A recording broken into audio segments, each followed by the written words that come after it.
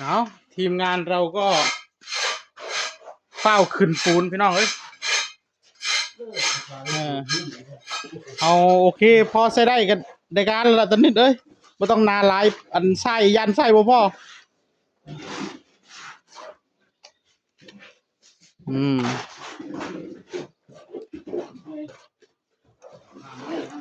ทีมงาน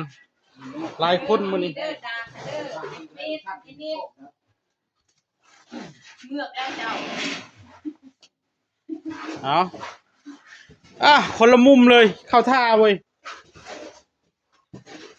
โอ้ว่าสิไปขึ้นโค้งคือสิเป็นตาเกกะเขาวะโอ้ยขึ้นปูนเนี่ยนะขึ้นโค้งให้ยังดอกเดี๋ยวทายเขาขึ้นปูนแล้วจะไปขึ้นโค้งเพราะว่าเขาเฮ็ดข้างนอก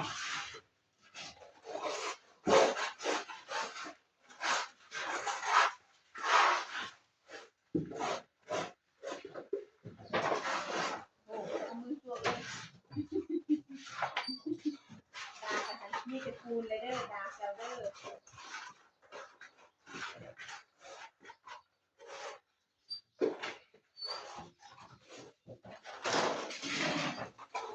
อาจจะมีบ่เจ็บเราจะเอาเงินไปยัดนุ่มไปอยู่แล้วเราสิเสื่อมเงินเนี่ยวะแต่ถ้าไม่ร้ายเนี่ยเด้อมีหาเราไปฝากเงินเด้อที่เห็นว่าจะหน้าข้างเราไปยัดนุ่มเนี่ยโกงเลยก็ดูก็เลยก็ดูแน่ก่อน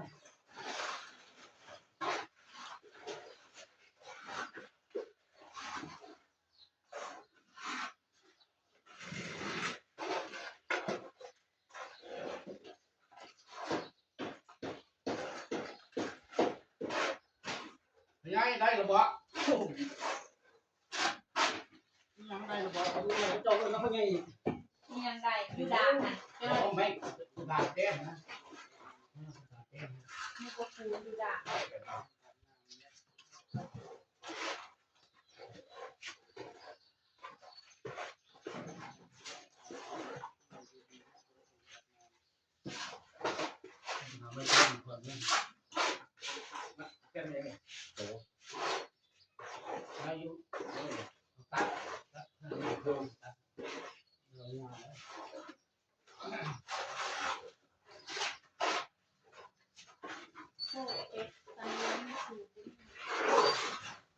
สูตร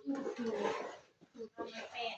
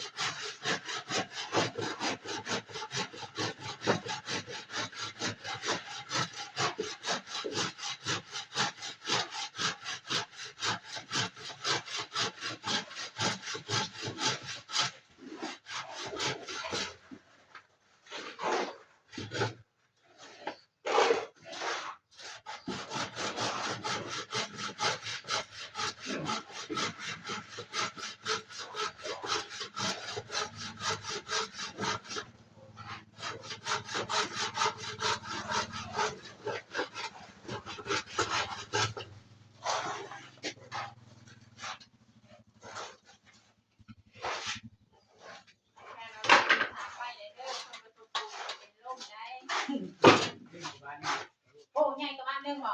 เร่งโลดแขนเร่งให้ตายกันก็ดิ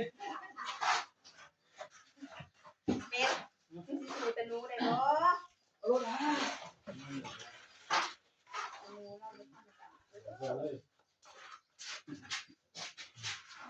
เลย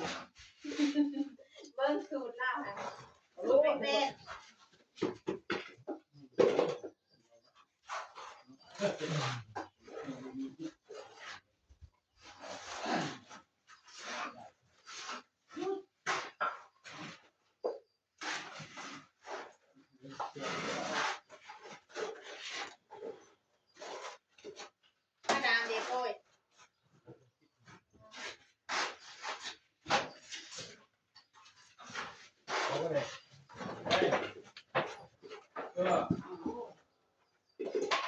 เอาไปจุ่มน้ำก่อน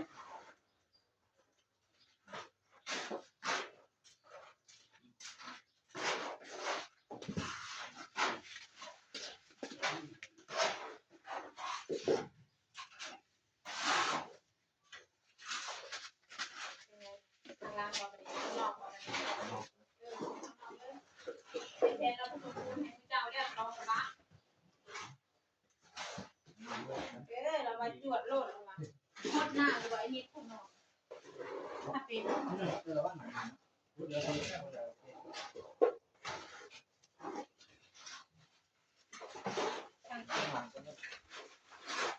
องนนท์เมือง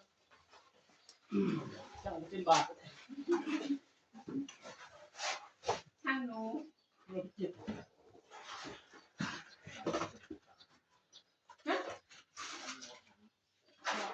ทอดก้อนเลย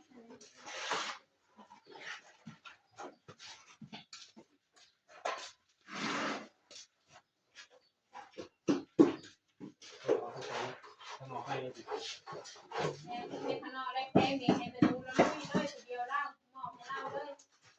แพงมี หยอดเดียวแล้วเนาะ แพงมีมอบให้น้องสุดท้อง คุณหนูเด็กที่นี่ ก็ออกมา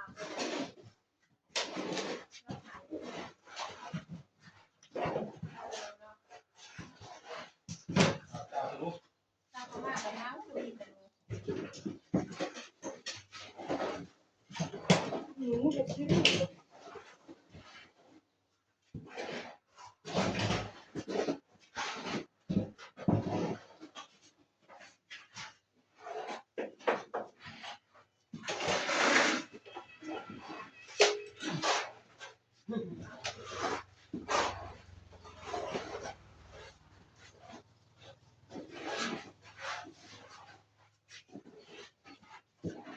จะเข้าใจเราได้โอ้ยเราตื่นเต้นได้เราสั่นได้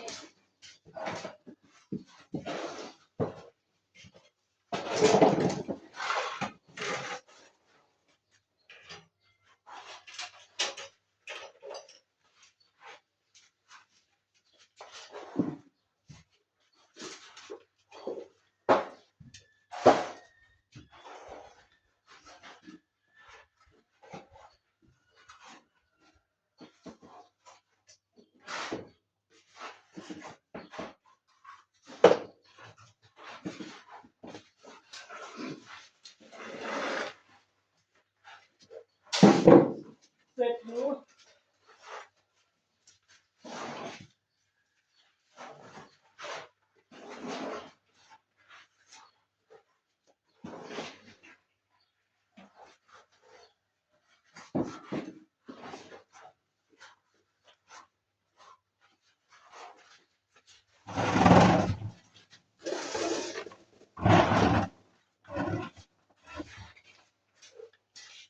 แหงก้อนหรือนี่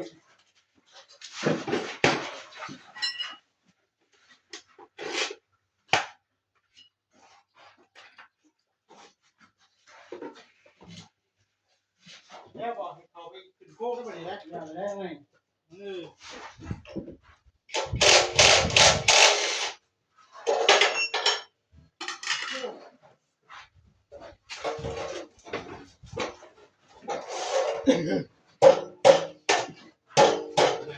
อะไร เดินแต่ลูกเดียวเรือน้องสุดท้องเขาจะออกข้างนอกแล้วนะน้องสุดท้องตะลุก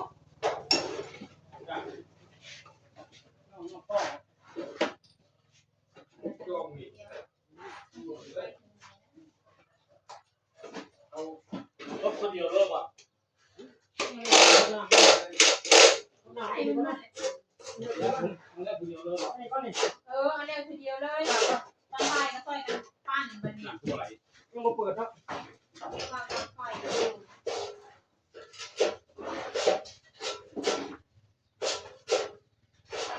เอาดิ คนละปกติคนละ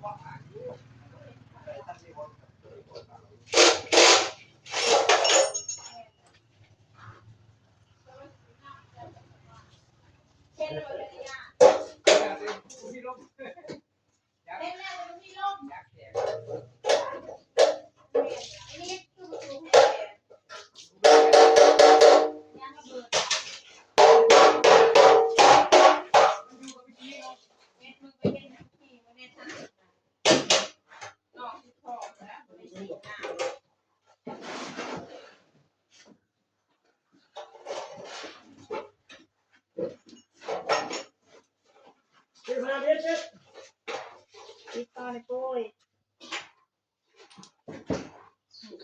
โบหันก็ได้มาจบคลิปใน11-12 นาทีเยอะถ่ายทำไมเนาะ